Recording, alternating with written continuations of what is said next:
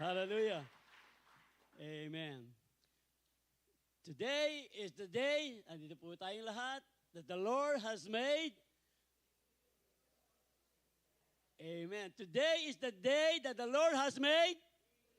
We will rejoice and be glad in it. Hallelujah. Sige po, palakpakan ang Panginoon as we all together this morning, we will bless the name of the Lord. Bless the name of the Lord. Hallelujah. Ito po ang layunin ng bawat isa sa atin, sa ating pong pagpunta sa bahay ng Panginoon. Walang iba kundi dakilain ang kanyang dakilang pangalan. One more hand of praise para po sa ating Panginoon. Hallelujah, hallelujah. Amen. Praise the Lord. So nagpapatuloy po tayo sa ating mga seryeng, bagong serye. Nakaisang serye na po tayo. Last Sunday or Saturday, tandaan niyo pa po, yung kakatamong pag-aralan. Ano po yung ating identity, remember? Yung pong pinag-usapan natin last Sunday. Of course, Sunday po ngayon. Ano po daw tayo last Sunday? Malaman yun. Kayo po sigurado? I am a child of God. Ito po yung ating pinag-usapan, yung ating mga identity. Pag pinag-usapan kasi yung identity, kilala yun po rin sarili yun. Di ba meron tayong maririnig? Ay, punta muna ako sa isang malayong lugar para makilala ko muna ang aking sarili. Sasabihin po ng mga iba naman. Yung pong iba, meron pang mga identity. Inaano niyo po, paano ba ito? How will I say this? Yung pong identity ng marami, lalo na po tayo noon. Di ba meron po tayong identity ng mga zodiac sign? Di ba? Ano po yung, meron po tayong mga zodiacs yan. Pag November ka, December ka, meron silang sinasabing, siguro po, ngayon, kilala niyo pa yung mga Aries, Sagittarius, di ba? Capricorn, Scorpio, saan kaya tayo dito? Ano ba? Aquarius, marami po, yan, kompleto po yan. Pero I hope, sana po, hindi na po natin ina-identify yung ating mga sarili sa mga ganitong mga zodiac sign. Kasi po, ang sabi po ng salita ng Diyos, yung pong the scriptures condemn astrology as a form of divination. Ito pong scripture mismo condemns astrology as a form of divination. Kaya nga po, tayo po ngayon, kung meron tayong identity zodiac sign, itapon na po yan! Dahil hindi po biblical yung mga astrological sign. Ang sabi po ng ating pag-aaralan. Ano pa bang mga identity? Alam po natin, pag pinag-usapan ng identity, laging meron dikit yung kahulugan ng pangalan. Minsan nga, nawawala na eh. Ano bang pangalan mo? Norman. Why Norman? Why Norman? Kasi po I remember yung isa po nating pastor, I think Belfort, meron po siyang anak, pangalan niya ay Zechariah. Why Zechariah? Ang sabi po ko sa kanya, sabi niya, God remembers. Namatay daw po yung kanyang anak, pinalitan ng bago, and sabi po niya, why Zechariah? Because God remembers. Alam po natin, Abraham, kahulugan, father of many nations. Ano pa ba? Jesus, so of course. Anong kahulugan ng Jesus? Ano po ang ibig sabihin ng pangalang Jesus? Savior! Savior, yan po yung ating laging pinag-aral, binibigyang diin ng ating mga ginagawang pag-aaral, even long before today, sa mga darating na mga panahon pag-aaral. Kung hindi pa darating ang ating Panginoon, hindi po magbabago ang kahulugan ng kanyang pangalang Jesus. Praise the Lord. So, yung pong mga identity niyan, kasama po yan ng ating mga personality, remember? Tapos, yung mga iba, sasabihin nila, ako ay sanguine, choleric, melancholic, ano ba, phlegmatic, faithful. Pero, ang sabi po ng salita ng Diyos, yung pong mga identity niyan, ano ba yung 2 Corinthians 5:17 ba yun? If anyone Chester.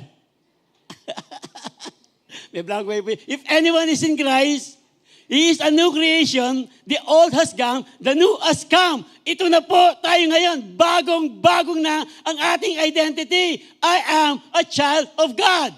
Amen. Hindi lang po tayo, I am a child of God. I am a citizen of heaven. Come on, sige po, palakpakan na Panginoon. Hindi lang tayo child of God, tayo na po ngayon ay mga citizen of heaven.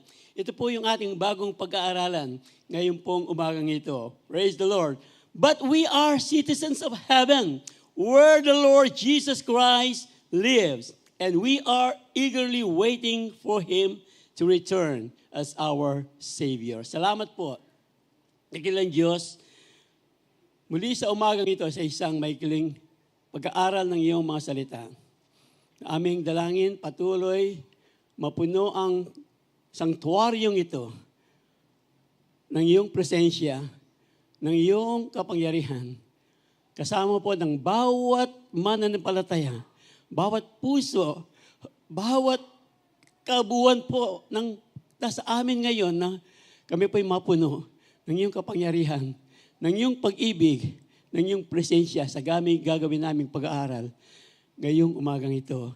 At kami ay uuwi, magdadala ng bagong kalakasan, tibay pananampalataya at bagong taas ng pagsamba sa iyo, dakilang Diyos, sa pagkilala sa iyong ginawa sa bawat isa sa amin. Salamat po, dakilang Diyos. Ito pong aming isang madalangin sa iyong matamis at makapangyarihang pangalan. Kristo Jesus. Kristo Jesus. Amen. Amen. Sa pamupalakpak para sa Diyos. Hallelujah. Hallelujah. Alam po natin, we need to realize, andito pa po tayo sa mundong ito. Of course, nang tanggapin natin ng ating Panginoon bilang tagapagligtas, Panginoon ng ating mga buhay, hindi pa tayo agad kinukuha ng ating Panginoon. Andito pa tayo, kaya lang habang andito pa tayo, ito po yung ating pag-aaralan na kailangan po nating talagang laging isa puso na tayo nga ay mga anak ng Diyos, tayo mga citizens of heaven. At kung tayo mga citizens of heaven, paano po tayo mamumuhay bilang mga citizen ng kalangitan? Hallelujah. Ang ibig po kasing sabihin, alam po natin, ano ba talaga ang ibig sabihin na tayo po ay mga mamamayan. Citizen, tama ba yun? Tagalog. Yung mga teacher po natin dito. Mamamayan ng kalangitan, citizen of heaven. Una po, ginawa na po natin to. I hope po talagang kuhang-kuha na natin. Gaya nga ng sinasabi ng ating bishop, marami pong mga Kristiyano ngayon, pero hindi born again. So ito po, yung pong ibig sabihin na talagang tayo mga citizen of heaven, mamamayan ng kalangitan, born of God from above. Born of God from above. Ano po itong ibig sabihin ng born of God from above? Everyone who believes that Jesus is the Christ has been born of God. And everyone who loves the Father loves whoever has been born of Him. Ito po yung ating pinag-aralan kasama ang susunod na talata. Pinag-aralan po natin last Sunday. But to all who believe Him and accepted Him, He gave the right to become children of God. I am a child of God last Sunday. They are reborn, not with physical birth resulting from human passion or plan, but a birth that comes from God.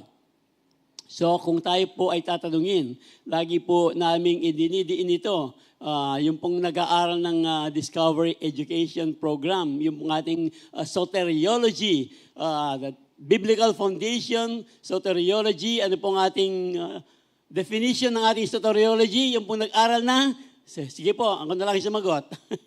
Pero alam niyo yan, soteriology, this is the doctrine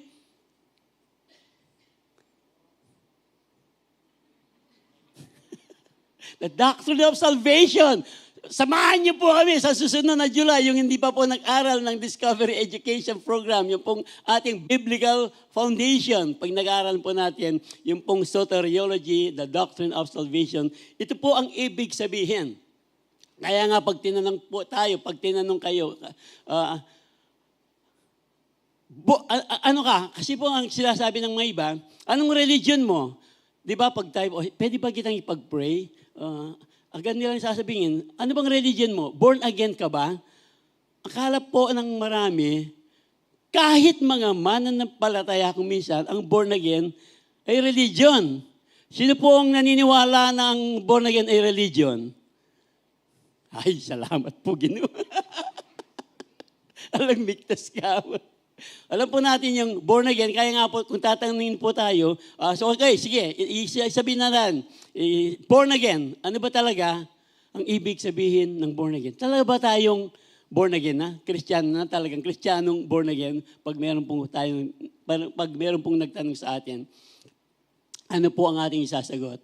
So, balikan lang po natin. Ito pong ibig sabihin ng born again. Alam po natin, dito po sa John 3:3, unless a man be born again, ang sabi po ng Panginoon, he cannot enter the kingdom of God. Unless a man, din po sa susunod na talata, unless a man be born again with water and spirit, di ba, hindi po siya makakarating ng langit. Kaya nga po tayo ngayon, sabihin na natin, ginawa natin ito. Pero para mas maintindahan natin, yung ginawa natin noon, yung born again po, ay tayo po ay naisilang, minana, yung kasalanan. Baliw na po nung hindi makasalanan. Alam niyo na kung sino may sala. Kung bakit ang bawat isa po ay walang isang matuwid, ang bawat isa ay nagkasala, at ang bayad ng kasalanan ay kamatayan. Entonces, lahat po tayo mamamatay. Pero ang sabi po ng salita ng Diyos, nang dahil sa pag-ibig ng Diyos, yun nga, Romans 6:23, bandang huli, but the gift of God is eternal life sa pamamagitan ni Kristo Jesus.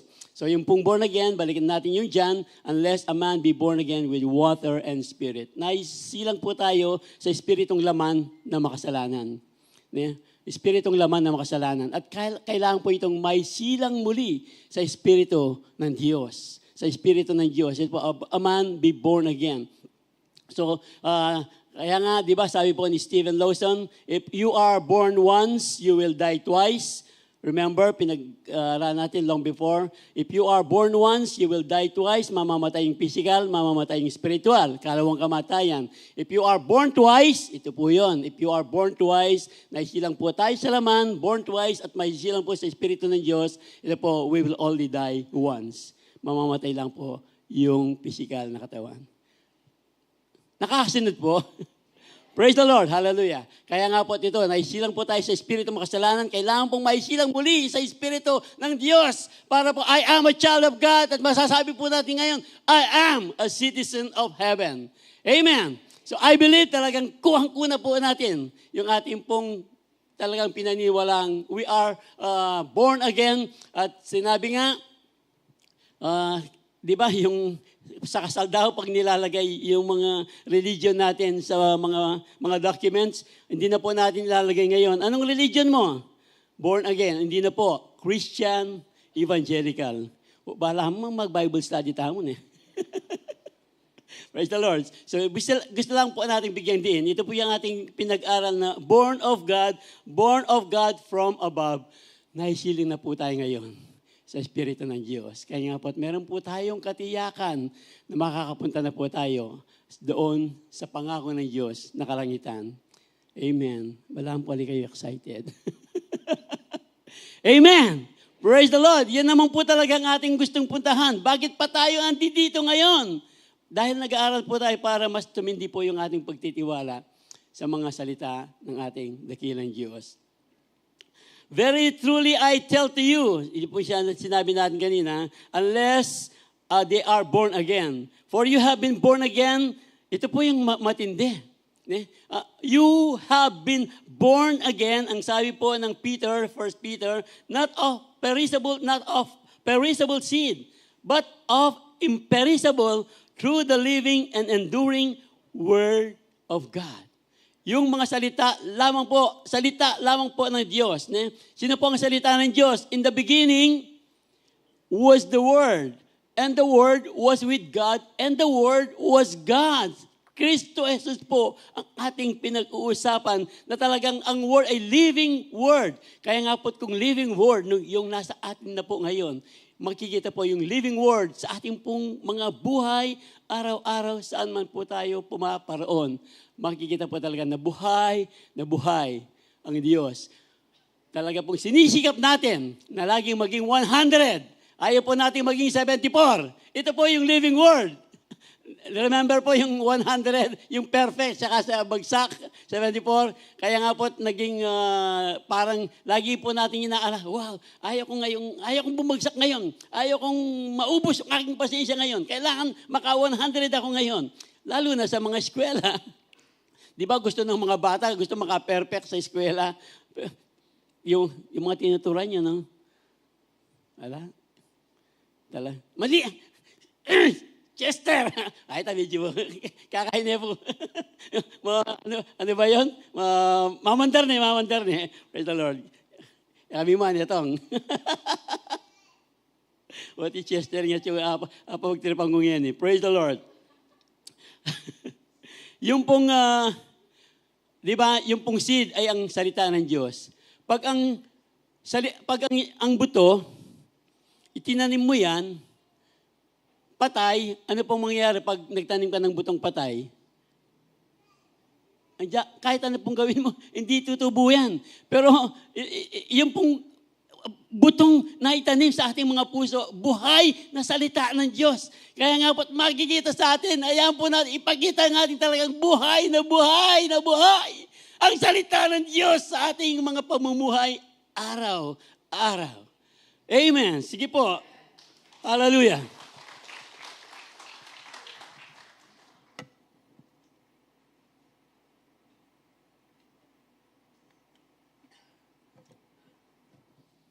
Praise the Lord.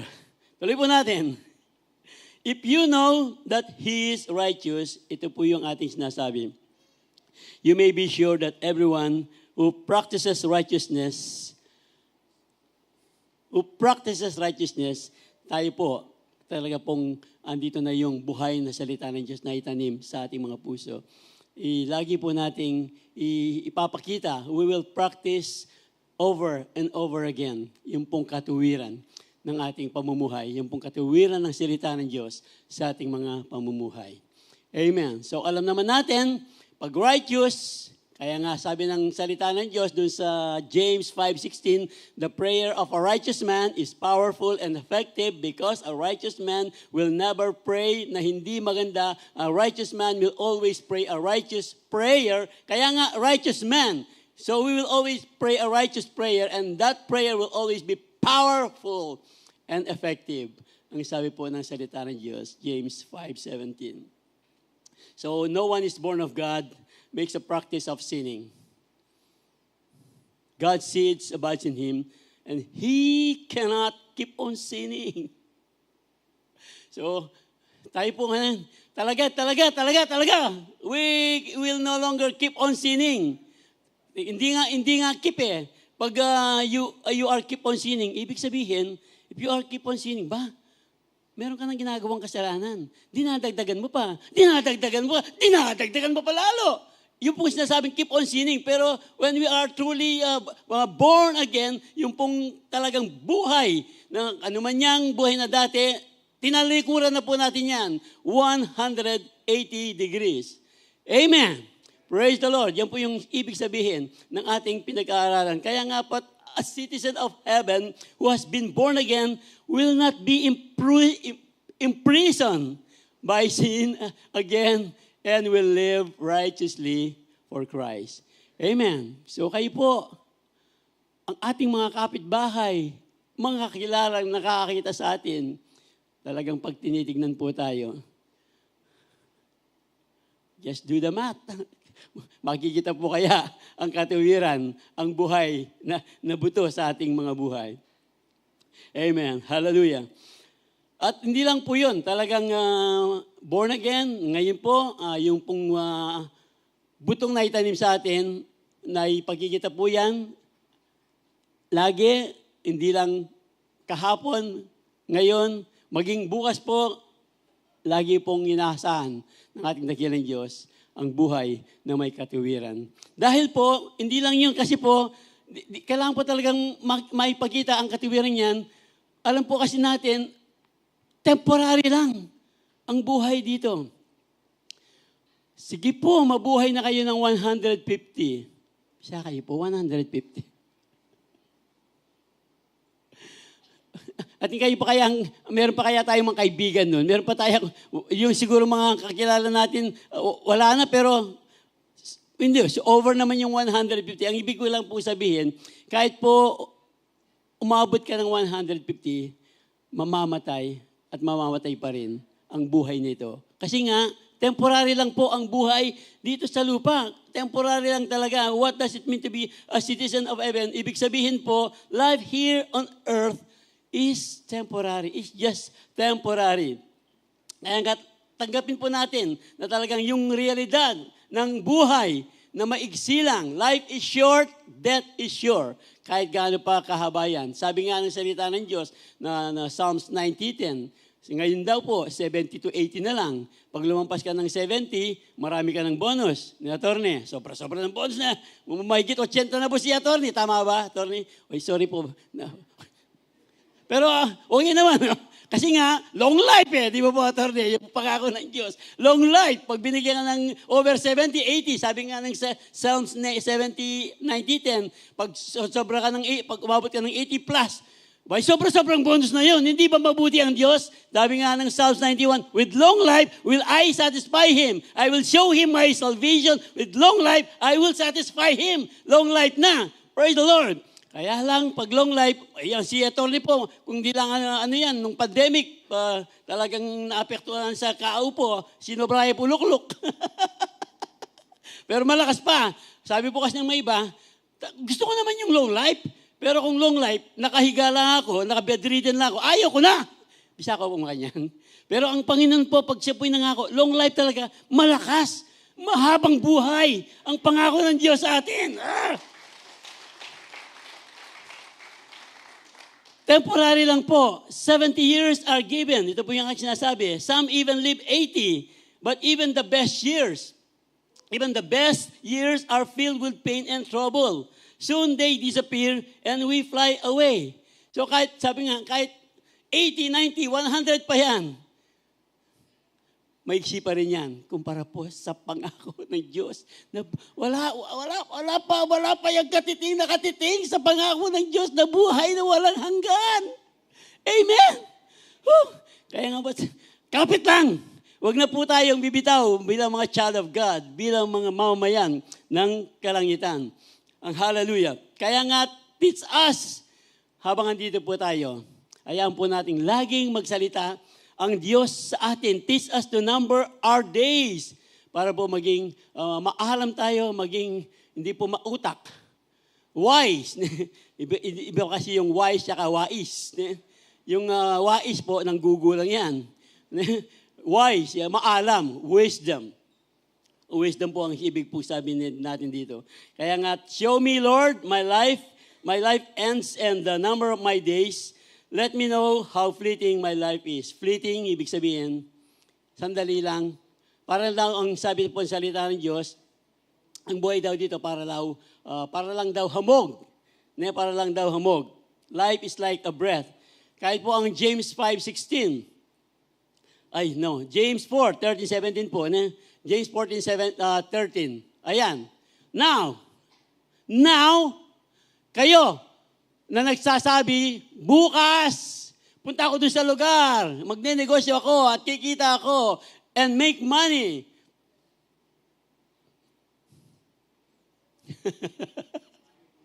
Why do you not even know? Ang sabi po ng salita ng Diyos, hindi mo naman alam talaga kung anong mangyayari bukas. Hindi ba? Ano ba yung buhay mo? Kaya ayun po yung sinasabi natin. Ang buhay daw ay para lang hamog. Para lang hamog. That appears for a little while. Ano ba yung hamog? Pag nasa Baguio ka, ano yung fog? Fog. Para lang daw hamog, fog. You are a mist that appears for a little while and then vanishes. Instead, You ought to say, ito po, instead, maging maalam daw po tayo, if it is the Lord's will, mabubuhay tayo. At kung gugustuhin po ng Diyos, siya po ang laging masusunod, katuwiran ang makikita sa ating mga pamumuhay. Kaya sabi nga rin po ng, di ba sabi ng Proverbs 27:1, boast not thyself about tomorrow, for thou knowest not what tomorrow may bring forth. Huwag daw natin ipagyabang ang araw ng bukas. Hindi mo naman talaga alam kung bukas buhay ka pa. Baka natulog ka ngayon, hindi ka na nagising. Kaya nga po tayo mga kamampangan, Ninong, di ba meron tayong kasabihan, kalakbangan. Baluye nga ako na eh. Di ba? Kahit po yung mga Tagalog, baludanin eh. Di ba? Huwag daw natin ipagmayabang. Ito po, ibig pong sabihin, life is short, death is short, temporary lang po ang ating mga buhay dito. Kung ang ating mga buhay, listen to this, kung ating pong mga buhay, ating mga buhay na, temporary lang, edi lalong-lalo na po yung ating mga pera, yung ating mga ari-arian,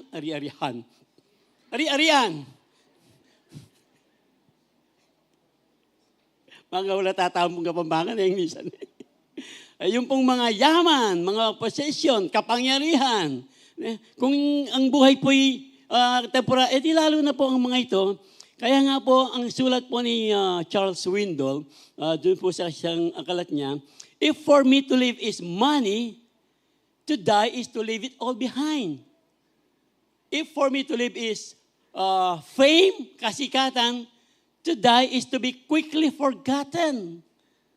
If for me to live is power and influence, sabi po niya, to die is to lose them both. And if for me to live is possession, to die is to live with nothing in my hands. Mamamatay ako kung wala man akong dadalhin ni isang kusing. Ang sabi po. Pero ang pangako po ng Diyos, alam po natin ang pangako ng Diyos, Philippians 1:21. If for me to live is Christ, to die is heaven. Hallelujah! To die is gain.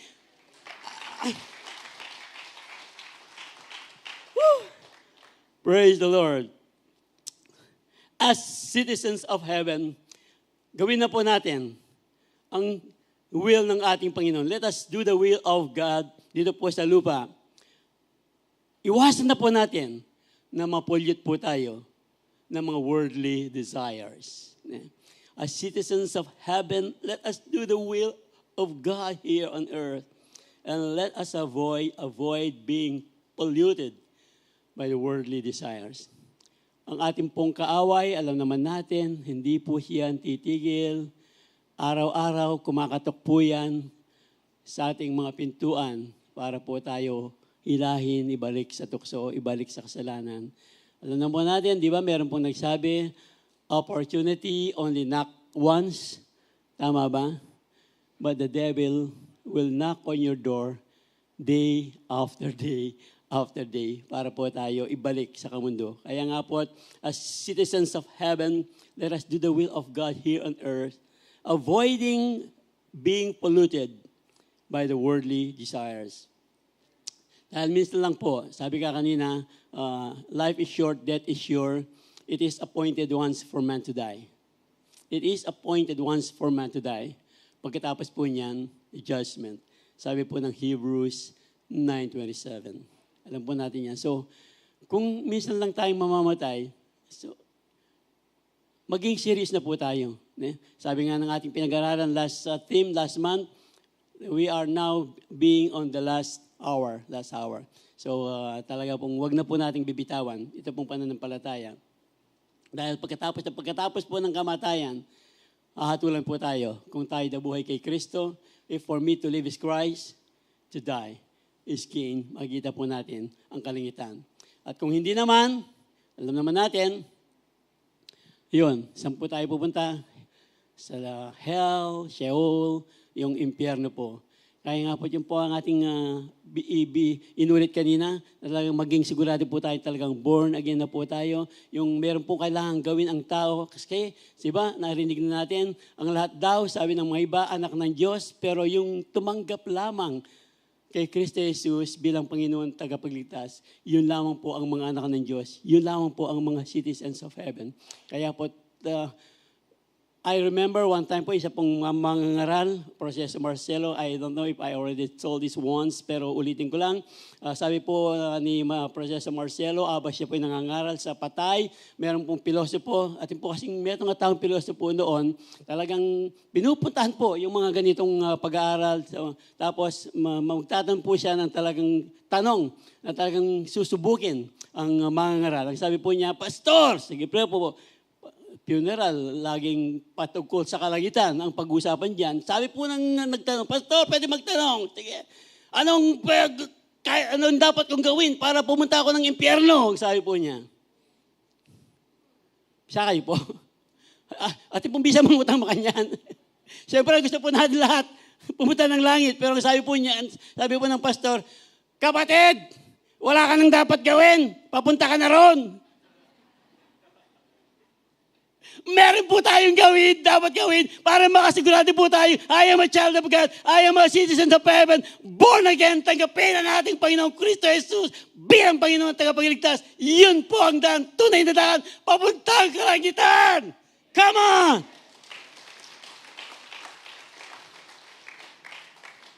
Praise the Lord.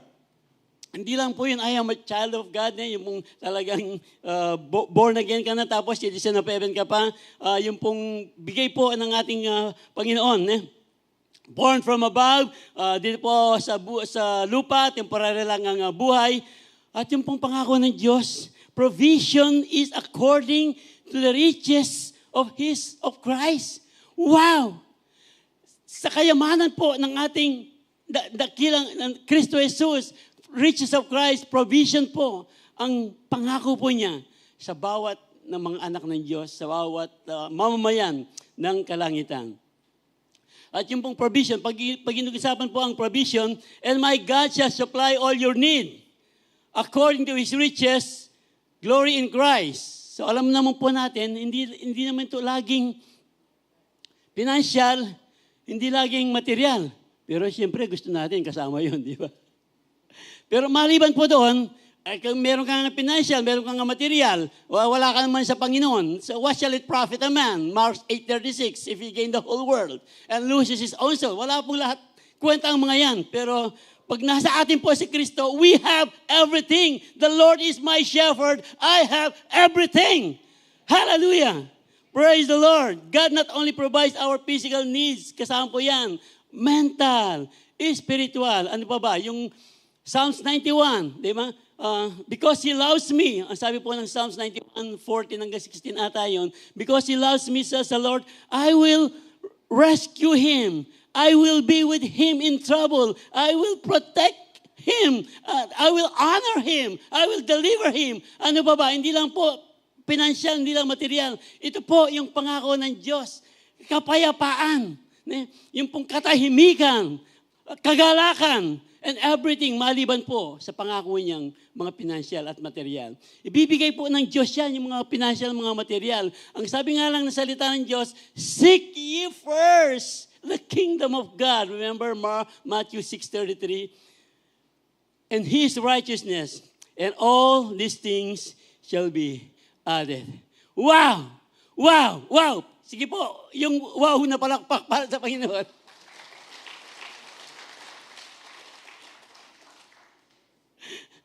So never will I leave you. Never will I forsake you. The Lord is my helper. I will not be afraid. Ang sabi po ng salita ng Diyos. Kaya nga't when we prioritize God and obey His commands and principle, ito po yung key para po makaiwas po tayo sa poverty. Makaiwas po tayo sa poverty. Being a true citizen of heaven, ito, being a sheep of the Lord. For as long as the sheep follow the good shepherd. Ito po, kung tayo po ay mga sheep, at tayo po ay ang ating shepherd ay yung Panginoon, sino pong susundan natin? Yung, you can do the math, di ba? The Lord is my shepherd. Pag ang the Lord is our shepherd, I shall not want. The Lord is my shepherd, I shall not want. He makes me to lie down in green pastures. Ayun po, yung sinasabi nating pagpapala ng Diyos, a provision according to His riches. Christ's riches, the Lord is my shepherd, I shall not want. He makes me to lie down in green pastures. He leads me beside the still waters. He leadeth me in the path of righteousness for His name's sake. Though I walk through the valley of shadow of death, I will fear no evil, for you are with me. Thy rod and thy staff, they comfort me. Thou preparest a table before me in the presence of mine enemies. You anoint my head with oil. My cup runneth over. Verse 6, surely, ito po yun, goodness and mercy shall follow me all the days of my life, and I will dwell in the house of the Lord forever. Hallelujah, come on. Woo. Praise the Lord. Praise the Lord. Born of God from above. Life here on earth is temporary. Provision is according to the riches of Christ. Hallelujah.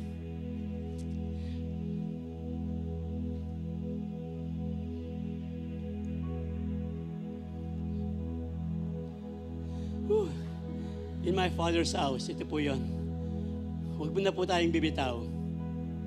In my Father's house are many mansions. Kung hindi ito totoo, ang sabi po ng salita ng Diyos, I will prepare a place for you. At pag naihanda ko na ang lugar na yan, ito po ang kanyang pangako. I will come again and receive you to myself. Kung saan ako nandoon. Wow! Bakit pa tayo bibitaw sa pananampalatayang itanim sa salita ng Diyos na itanim sa ating mga puso? Kung tayo po talaga ay mga citizens of heaven, saan po natin ngayon ifo-focus patuloy ang ating mga buhay? Saan po natin ilalagay ang ating mga priority? Remember po yung salita ng Diyos, Hebrews 12, 2 ba yun? Looking unto Jesus, the author and finisher of our faith. We must remain faithful citizens of heaven until Jesus returns and take us home to be with Him in eternity. Alam na po natin, meron po tayong awit, remember, what a day that will be. What a day that will be. There will be no sorrows there, no more burdens to bear, no more sickness, no pain, no more parting over there, but forever I will be with the one who died for me. What a day, glorious day that will be. Sing it with me.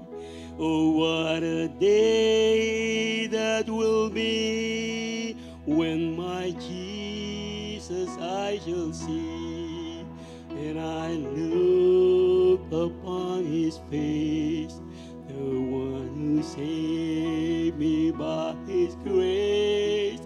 When He take me by the hand and lead me through the promised land. What a day, glorious day that will. What a day, oh what a day that will be when my Jesus I shall see, when I look upon His face, the one who saved me by His grace. When He takes me by the hand and leads me through the promised land. What a day, glorious day that will be. Oh, what a glorious day that will be. What a day! Oh, what a day! Pag nakita na po natin ang ating Panginoon, for me to live is Christ, and to die is gain. Hallelujah! Hallelujah! Hallelujah! Praise the Lord! Praise the Lord! Saan po natin ngayon patuloy itutuon ang ating buhay? Sa awit pong ito, nagbigay uli ng bagong pag-asa. Anumang mga pagsubok ang ating dinadaanan, mga pangangailang ating pong dinadaanan sa ating pong buhay ngayon, yan po ay mga pansamantala lamang. Ano po ang gustong ibigay ng bundong ito? Pansamantala lamang ang mga yan, pero ang katiyakan po, pag nanasa atin si Kristo sa ating mga puso, ang kanya pong katiyakang pangako sa atin, hindi niya tayo iiwanan, pababayaan, lagi po niyang gustong makasama ang bawat isa sa atin doon sa buhay na walang hanggan. Salamat po, dakilang Diyos. Salamat po, dakilang Diyos. Sa umagang ito, patuloy naming dadakilain ang iyong pangalan. Sa aming mga buhay, makikita ang iyong liwanag sa aming mga buhay. Alam po namin ikaw ang aming kalakasan, ang aming kagalakan,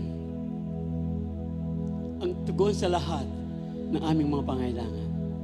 Kaya nga po, dakilang Diyos, lagi naming ibibigay sa iyo ang lahat ng papuri, ang lahat ng pasasalamat dito sa lupang ito. Pupurihin ka at